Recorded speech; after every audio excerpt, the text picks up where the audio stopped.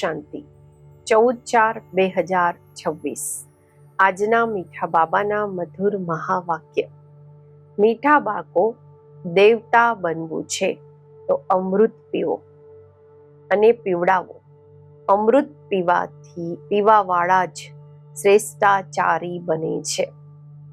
પ્રશ્ન છે, આ સમયે સત્યુગી પ્રજા કયા આધાર પર તૈયાર થઈ રહી છે? ઉત્તર છે, જે આ જ્ઞાનથી પ્રભાવિત થાય છે. ખૂબ સારું કહે છે, પરંતુ ભણવાનું નથી ભણતા, મહેનત નથી કરી શકતા, તે પ્રજા બની જાય છે. પ્રભાવિત થવું એટલે પ્રજા બનવું. સૂર્યવંશી રાજા રાણી બનવાના માટે તો મહેનત જોઈએ. ભણવા પર પૂરું અટેન્શન હોય, યાદ કરતા અને કરાવતા રહે તો ઊંચું પદ મળી શકે છે. આજનું ગીત છે, તુને રાત ગવાઈ સો કે દિન ગવાયા ખાકે, મિલા જન્મ અનમોલ થા કોડી બદલે જાય રે. ઓમ શાંતિ. બાળકોએ ગીત સાંભળ્યું કે અમારું જીવન હીરા જેવું હતું, અત્યારે કોડી જેવું થઈ ગયું છે. આ તો કોમન વાત છે. બાબા ખૂબ સહજ રીતેથી સમજાવે છે, જે કોઈ નાનો બાળક પણ સમજી શકે. સત્યનારાયણની કથા સંભળાવે છે તો નાના બાળકો પણ બેસી જાય છે. પરંતુ તે સત્સંગો વગેરેમાં જે સંભળાવે છે એ બધી છે દંત કથાઓ. કથા કોઈ જ્ઞાન નથી, બનાવેલી વાર્તાઓ છે. ગીતાની કહાની, રામાયણની કહાની, અલગ અલગ શાસ્ત્ર છે, જેમની કહાનીઓ બેસીને સંભળાવે છે. આ બધી છે કથાઓ. કહાનીઓથી કોઈ ફાયદો થાય છે શું? આ છે સત્યનારાયણની અર્થાત નરથી નારાયણ બનવાની સાચી કહાની.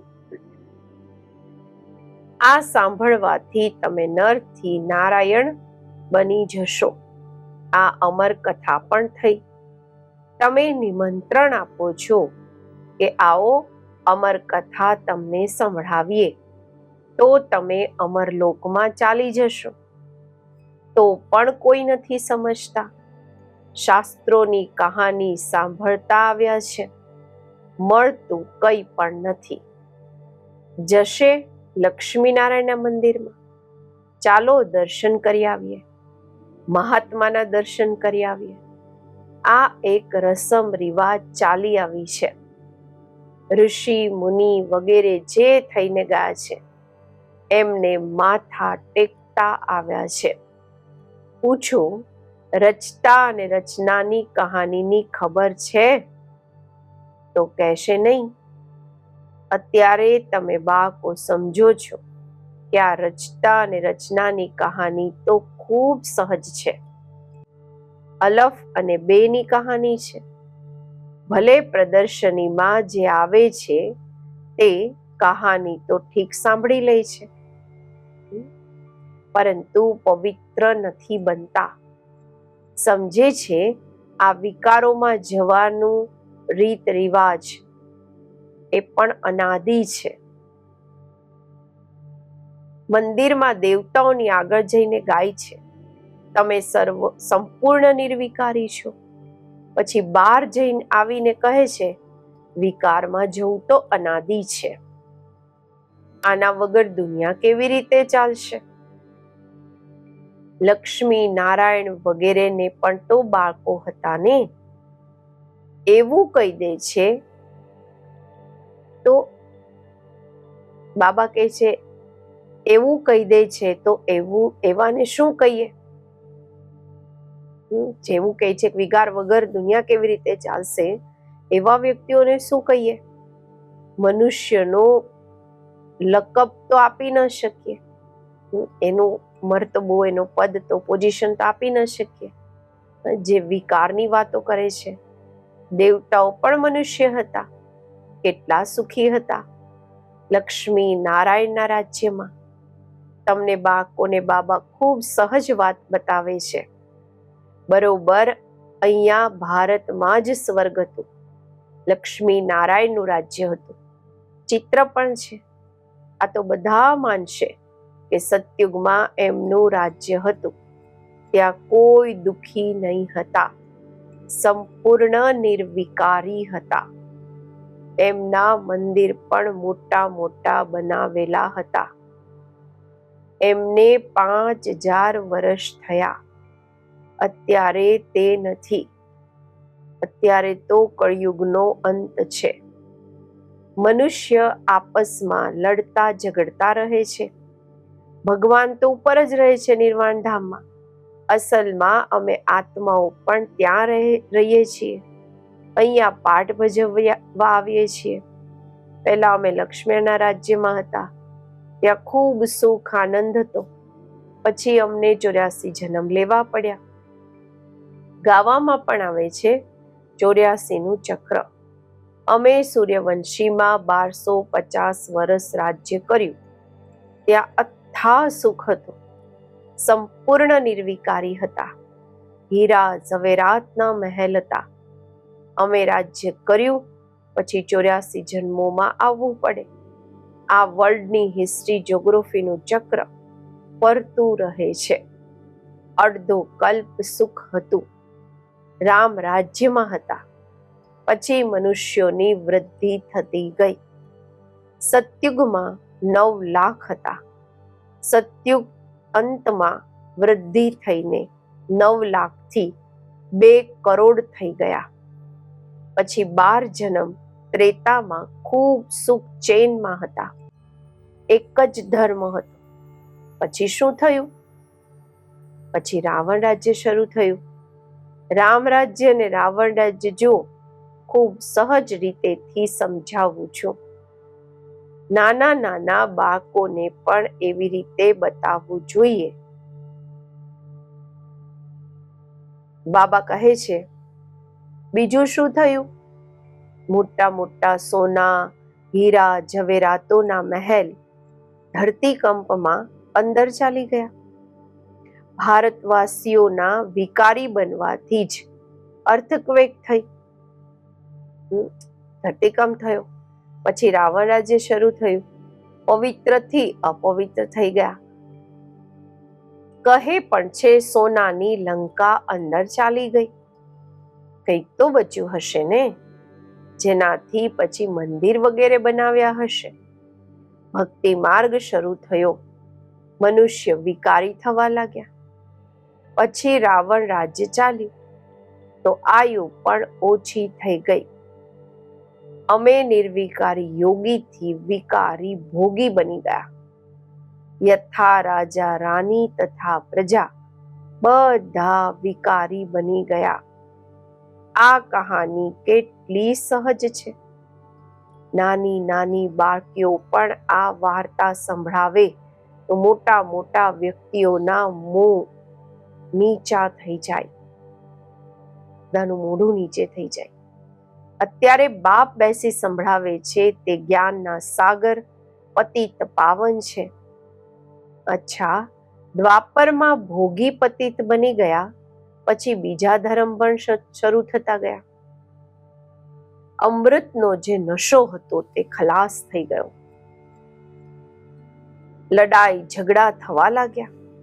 દ્વાપરથી લઈને અમે ઉતર્યા. કળિયુગમાં અમે વધારે જ વિકારી બન્યા. પથ્થરની મૂર્તિઓ બનાવતા રહ્યા. હનુમાન ગણેશની પથ્થર બુદ્ધિ થવા લાગ્યા તો પથ્થરની પૂજા કરવા લાગ્યા. સમજતા હતા કે ભગવાન પથ્થર ઠીક્કરમાં છે. શિવલિંગ પણ પથ્થરનું બનાવ્યું. એવું કરતા કરતા ભારતનું આ હાલત થઈ ગઈ.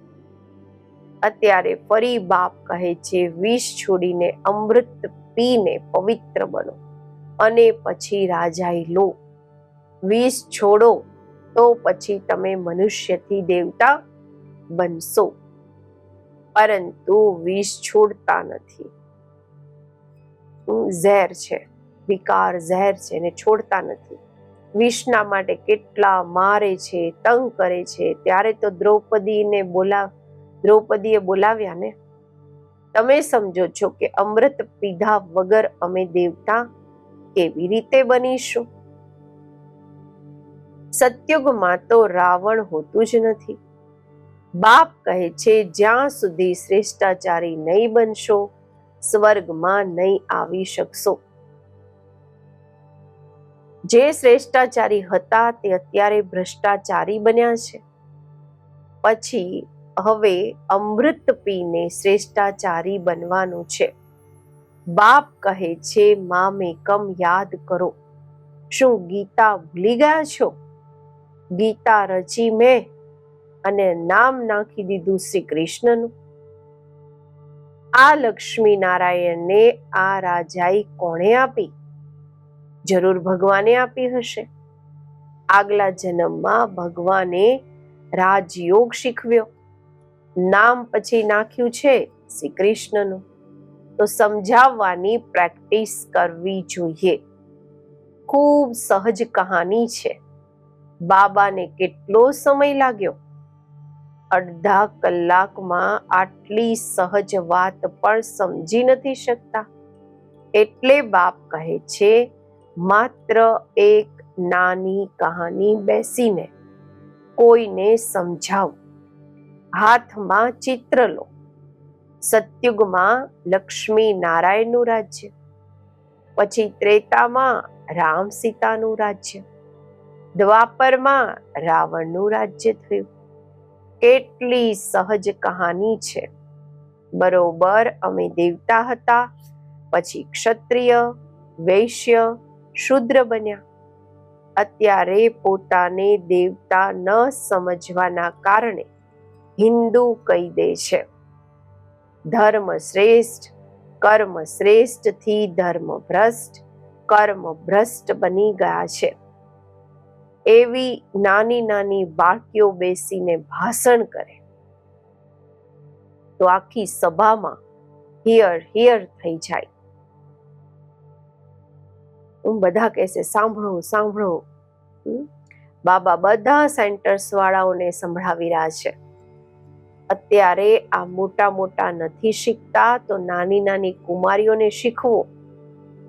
કુમારીઓનું નામ પણ છે. દિલ્હી, બોમ્બે ખૂબ સારી સારી કુમારીઓ છે, ભણેલી ગણેલી છે. એમને તો ઊભું થઈ જવું જોઈએ. કેટલું કામ કરી શકો છો. જો કુમારિયા ઊભી થઈ જાય તો નામ બાલા થઈ જાય, રોશન થઈ જાય.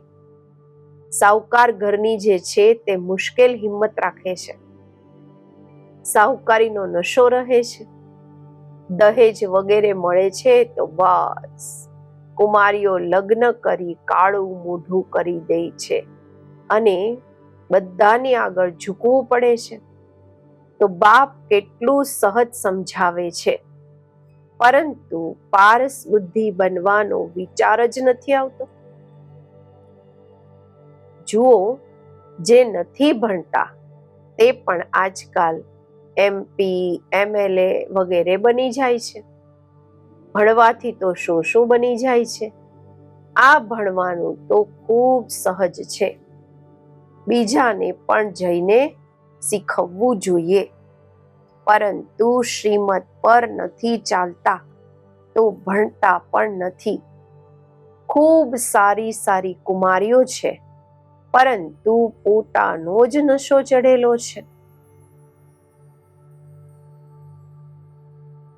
થોડું કામ કર્યું તો સમજે છે અમે તો ઘણું કામ કર્યું છે. અત્યારે તો ઘણું કામ કરવાનું છે. આજકાલ ફેશનમાં જ કુમારીઓ રહે છે. ત્યાં તો નેચરલ શ્રૃંગાર રહે છે. અહીંયા તો કેટલો આર્ટિફિશિયલ શ્રૃંગાર કરે છે. માત્ર વાળ બનાવવામાં જ કેટલા પૈસા આપે છે. આ છે માયાનો પંપ.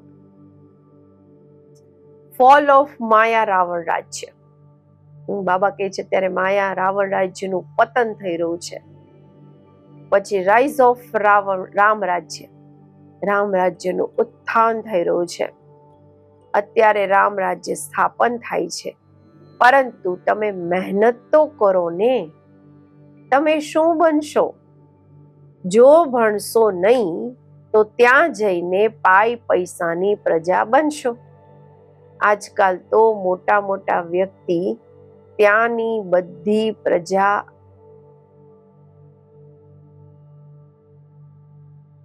આજકાલના મોટા મોટા વ્યક્તિ ત્યાંની બધી પ્રજામાં આવી જશે. સાહુકાર લોકો માત્ર સારું સારું કહી પોતાના ધંધામાં લાગી જાય છે. ઘણો સારા પ્રભાવિત થાય છે. પછી શું? આખરે શું થશે? ત્યાં જઈને પ્રજા બનશે. પ્રભાવિત એટલે કે પ્રજા. જે મહેનત કરે છે તે રામ રાજ્યમાં આવી જશે. સમજણ તો ખૂબ સહજ છે. આ કહાનીના નશામાં કોઈ રહે તો બેડો પાર થઈ જાય. અમે શાંતિધામમાં જઈશું, પછી સુખધામમાં આવીશું. બસ યાદ કરતા કરાવતા રહેવાનું છે. બાબા કહે છે ત્યારે જ ઊંચું પદ પામશો. અટેન્શન ભણવા પર આપવાનું છે. ચિત્ર હાથમાં હોય. જેમ બાબા જ્યારે લક્ષ્મી નારાયણની પૂજા કરતા હતા, બ્રહ્મા બાબા, તો ચિત્ર ખીચામાં પડ્યું રહેતું હતું. ચિત્ર નાનું પણ છે, લોકેટમાં પણ છે. એના પર સમજાવવાનું છે. આ બાબા, આ છે બાબા, એમના દ્વારા વારસો મળી રહ્યો છે. હવે પવિત્ર બનો, બાપને યાદ કરો. કેટલી નોલેજ છે આ મેડલ્સમાં, આ બેજમાં. આમાં બધું જ્ઞાન છે.